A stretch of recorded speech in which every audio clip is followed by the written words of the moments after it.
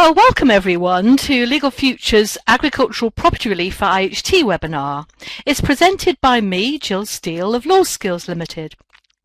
I feel that farming is really at a crossroads, with older farmers being offered £100,000 from government to retire, the winding down of subsidies for food production, and the opening up of trade deals around the world, which may affect the economics of farming.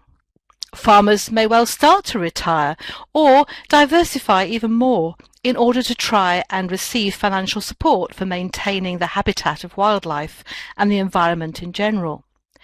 The Office of Tax Simplification also recommended that both agricultural property relief and business property relief be altered as they were too generous. So there's so many reasons why this is a difficult time to advise farmers and why being clear of what the reliefs do at the moment is actually really important.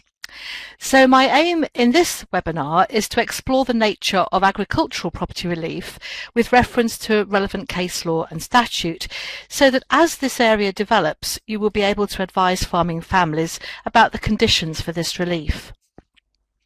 As a result of listening to the webinar today, you should be able to assess whether agricultural property relief will apply in a particular case. After all, that is the challenge for us all to work out.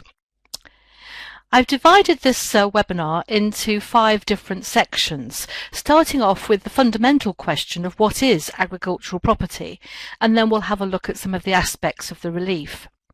It would not be a complete lecture if I didn't mention farmhouses, which is the area of most case law in recent years and still produces quite vexed questions from time to time.